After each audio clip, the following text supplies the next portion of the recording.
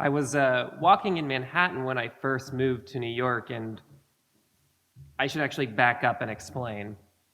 Being from small towns in Colorado, strolling around Manhattan was extremely intimidating. My head had been filled by tips by my Greek grandmother who lived here in the 60s about avoiding pickpockets and criminals, which she would say with equal loathing.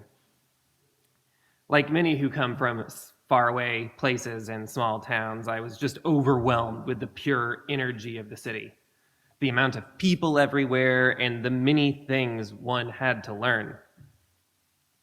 I found that pickpockets were not the danger, but maybe street or subway performers were. I learned that everywhere you went, everyone was trying to get your attention, from the advertisements to people in poverty asking for money to the hucksters trying to get you to sign up for a new energy plan. Well, I wasn't that experienced at fending off the onslaught.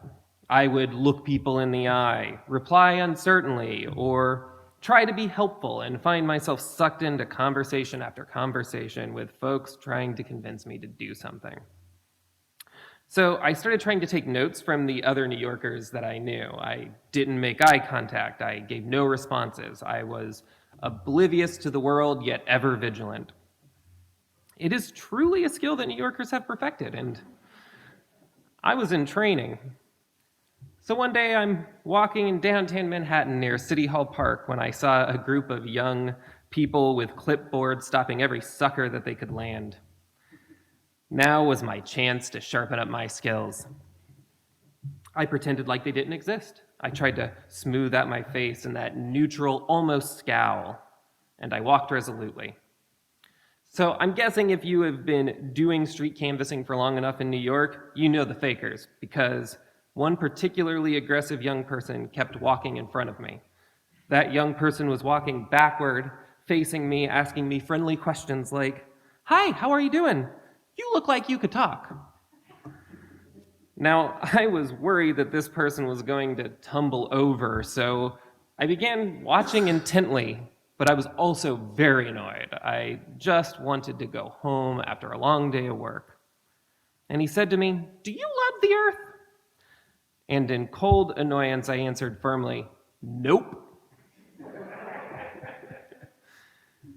The genuine stunned and hurt expression on this young person's face has stayed with me to this day. He slowed, but only for a second, and I darted past him. And I heard him say behind me, "What do you love then?" Well, like any trainee, I felt partially vindicated. I got away from them. But another part of me knew that something had gone awry, and not just as a New Yorker. I do often think of that young person who was obviously alarmed by the environmental destruction of the planet, and I wonder sometimes where that person is now and if they are just disillusioned in the fight for climate justice. Now, obviously, my reaction to them was just one in a long stream of exasperated New Yorkers tired of being jockeyed about by anyone with a cause, whether that be the Earth or the comptroller's campaign. Do you love the Earth? No. What do you love then? Augustine, the famous Roman who converted to Christianity and then later defined so much of what Christianity would become in subsequent years, he asked a question. He asks, what do you love when you love God? What do we love when we love God? I think that the formulation of this question is really as powerful as the question itself. And no, I'm not going to preach to you all about a God that many of us do not believe exists. But the form of this question is something beautiful. Often we focus on the cognitive aspects of knowing a God at all. How can we be certain? How can we know? But Augustine's challenge is not to know, but to know love. So the question I want to ask is, what do we love when we love the earth? And this may also be the question, what do we love when we love at all? Because if you say, I love a child, or I love my mother, or I love brownies, or I love autumn, any single one of these is an expression of the love of the earth. And just like Augustine's God, the earth is much too big of a concept to know in any thorough sense of the word. And it is very hard to grasp what loving the earth is because of just how big it is. So I would say loving it all is loving the earth.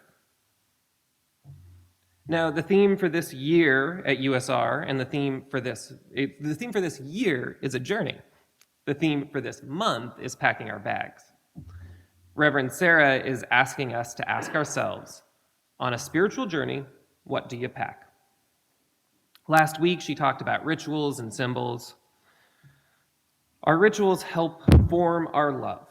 How we marry, how we bless children, how we die, how we mourn, how we bless our animals.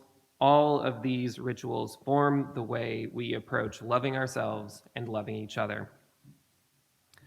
So how would our earth be different today if our rituals were different? What if, for 1,000 years, we had a ritual of waking up each morning, finding a tree or a plant, and blessing it?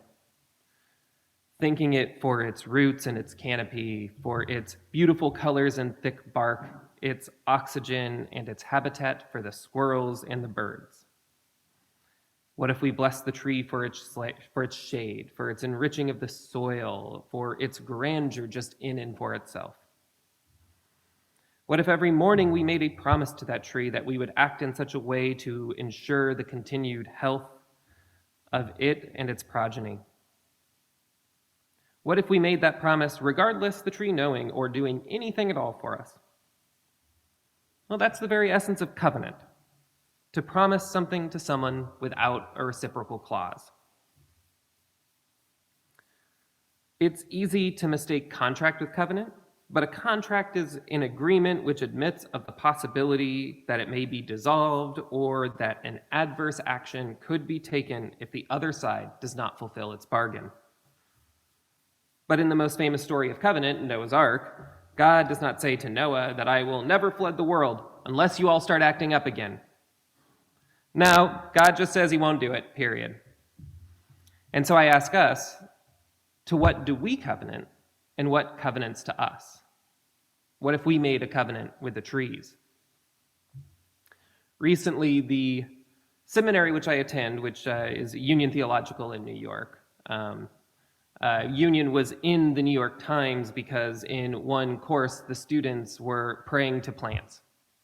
The outrage was phenomenal. The conservative Christians complained of blasphemy and idolatry. The non-Christian right complained of the excesses of rich, lazy liberals with their wacky ideas. And the left was not much better. They thought the thought of prayer bothered many of them. Others felt like, what a waste of time. We should be doing something, not sitting in front of plants and asking for forgiveness. We on the left certainly do love doing things. And whenever I feel this urge to just do something, I remind myself of the White Rabbit in Alice in Wonderland. And the White Rabbit tells us, don't just do something, stand there. I have heard that used in chaplaincy contexts. This idea of don't just go rushing about to do something, sit with the person who is unwell. Sit with them and just be there. Well, we know that the earth is sick. And the wisdom of praying with the trees, for the trees, and to the trees is that chaplaincy with our sick earth. We have extracted its resources in a belief that infinite economic growth was not only possible, but our right. We bent ourselves into pretzels to show what was so obviously impossible and detrimental was our right. The earth was given over to us for dominion. 18th century thinkers and scientists tried to convince us that animals did not feel and that the squeals of pain during vivisection was nothing more than an automatic reaction of a robot. 19th century thinkers convinced us that greed and excess were fundamental drives of all beings and that growth and creativity could only happen through competition and domination. And the thinkers of the 20th century tried to convince us that our technology might overcome any problem we encountered. Our science fiction assumed that infinite technological growth could happen and that we could never exhaust the resources of this planet. If we had a contract with Earth, that contract would have been null and void by now. The Earth would have ejected us into space or strangled our oxygen or worse. But the Earth has no contract. The Earth may be how we learn the concept of a covenant at all. Because no matter how much we mess up, the Earth keeps churning up food, trees, air, water. Even when the Earth is sick, as the Earth surely is, still it sustains lives. And the Earth will do this until it can no longer do it. And once the Earth can no longer support life, well, we're on the edge in terms of time, insofar as humanity is concerned. And the point here is not to valorize selfless giving, even when the covenanting partner is abusive. Being out of covenant with the Earth sickens the Earth and makes us not at home with the Earth. When covenant is broken, all parties suffer, and the Earth's response is a sickness as much as is human excess. But the human sickness is the insane belief that we can technologize ourselves out of this, and that belief is a result of the hundreds of years of rituals that tell us that we are the center of all meaning, that we are the dominant species, the top of the food chain, the fittest and the smartest and the most powerful. And now the billionaires who are traveling to space and planning Mars missions only help underscore the insanity of this technologizing solution. They are packing their bags and they have nowhere to go. In our reading today, Szymborska tells us that the abyss does not divide us, it surrounds us. The abyss surrounds us. If there was ever a reason to love the Earth, it is that the Earth, unlike literally anywhere else that we are aware, has made the covenant to keep reproducing our lives. We can't sever ourselves from this planet any more than we can sever ourselves in two.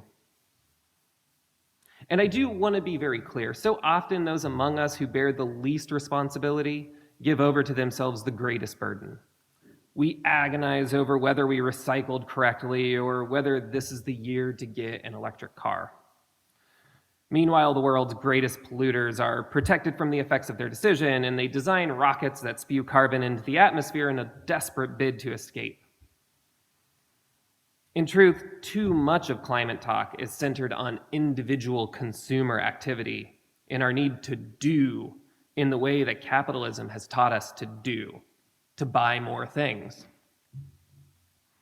We have been conditioned to believe that our agency, our ability to have an impact, is by converting our labor into responsible buying.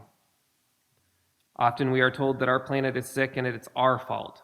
If only we bought better or drove less or something of that sort. And this is often told to us by the same corporation who tried to convince us that oil was safe for our climate, or that climate change was a hoax, or that cow's milk was somehow healthy and humane. It is the same corporation who needs us to keep on buying and who have the capacity to change the way that we relate to the planet, but who will not, because that would reveal the lie of infinite growth. So we have too many to-do lists, and all too often these to-do lists make us take on the burden of guilt and action to distract us from a more fundamental transformation that our world needs in order to survive.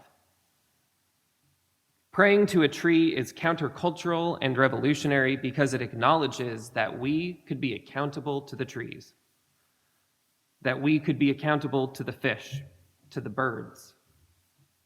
When we make promises, we feel ourselves accountable to the promise that we made. And accountability is the first step toward justice. I believe that climate action is important, and I do urge you all to talk to the USR's climate justice team if you are looking for a list of action items. Those passionate and organized folks know local politics, they know the research, and they know the best ways to be putting your energy. But I'm going to tell you to do something different. I'm going to tell you to not just do something, but to stand there.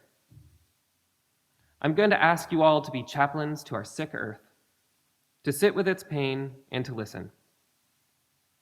Indeed, I'm going to ask you all to pray to a tree, or to bless a flower, or to ask for forgiveness from a wild turkey.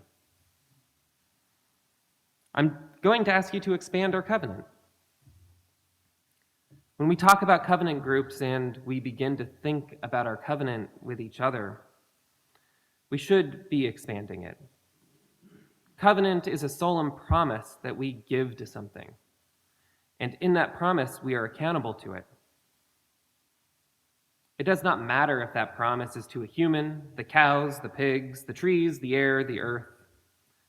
Covenant is about transforming our relationship with the entity that we are in covenant with. We all here do not covenant with each other because of what we might get in return or because of the expected effect.